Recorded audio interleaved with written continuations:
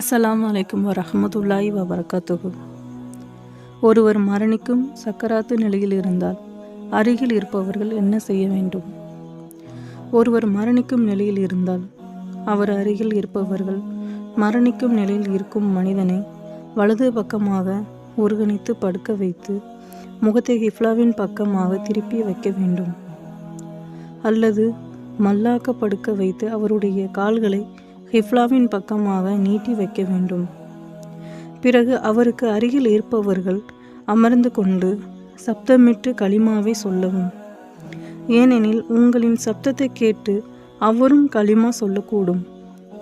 ஆனால் அவரை கலிமா சொல்லும்படி வற்புறுத்தி கஷ்டப்படுத்தாதீர்கள். ஏனென்றால் அவரின் சக்கராத்தின் கஷ்டத்தின் காரணமாக அவருடைய வாயிலிருந்து வேறு ஏதாயிலும் வார்த்தைகளை சொல்லிவிடலாம்.